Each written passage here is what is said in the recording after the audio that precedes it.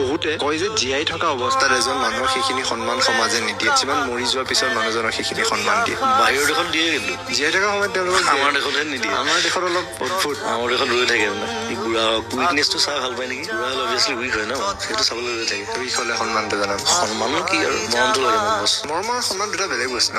বেলেগ বস্তু। সন্মানটো যেতিয়া মৰম কৰি সন্মানটো নিজে নিজে আহে। দেখুৱাই পেলাই গামোচাখন পিন্ধাবলৈ দৰকাৰ নাই। ভাল পাওঁ বছ। I love you. জয় জুবিন দা। জয় জগন্নাথ। এই সময় অসমীয়া গানৰ ভাগৰৰ সময়, সৃষ্টিৰ সামগ্ৰিক খৰাঙৰ সময়। জ্যোতিপ্ৰসাদৰ হাত ধৰি অসমীয়া সংস্কৃতিয়ে একলা দুকলাকৈ বাঢ়ি আহি হঠাতে যেন ৮০ৰ দশকৰ শেষৰ ফালে সমসাময়িক অস্থিৰ পৰিৱেশৰ মাজত আঁত হেৰুৱাই পেলাইছিল নিজৰ আপোন বাটৰ। ঠিক সেই সময়তেই ঘৰে ঘৰে কেছেট প্লেয়াৰত বাজি উঠিছিল এটা মাত। ভাগৰুৱা এটা প্ৰজন্মৰ বাবে জিৰণি হৈ উঠিছিল সেই কণ্ঠ। মৰিশালীৰ নিতাল নিস্তব্ধতাৰ মাজত সেই মাতটোৱে আকৌ বিশ্বাস জগাই তুলিছিল জীৱনৰ ওপৰত, জীয়াই থকাৰ ওপৰত, ভাল পোৱাৰ ওপৰত। সেই মাতটোৰ নাম জুবিন গাৰ্গ।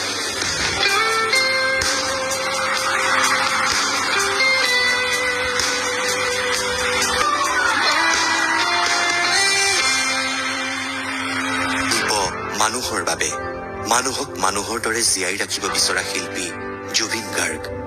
সময়ে সময়ে যেতিয়াই বাকৰুদ্ধ হৈছে শব্দ, যেতিয়াই ঘৰে ঘৰে হেৰাইছে মৰম, যেতিয়াই মুকুতিৰ সপোন দিশহাৰা হৈ পৰিছে, তেতিয়াই মানুহ দিছে জুবিন গাৰ্গ। জুবিন গাৰ্গৰ সংগীত জীৱনে সময়ে সময়ে ৰং সলাইছে। যুগৰ আহ্বানত নিজকে বাৰে বাৰে নতুন কৰিছে জুবিন গাৰ্গে। অনামিকা, মায়া, আশাৰ ৰমন্যাসিক কাতৰতা, শব্দ, মুক্তিৰ মাজেৰে পৰিপাৰ্শ্বৰ প্ৰগলভ ধাৰাৰে একাকাৰ হৈ গৈছে। বিংশ শতিকাৰ পৰা একবিংশ শতিকালৈ পৃথিৱীয়ে বাগৰ সলাওঁতে সেই সন্ধিক্ষণৰ বাৰ্তাও জুবিন গাৰ্গে বিলাই দিছে গানৰ মাজেৰে।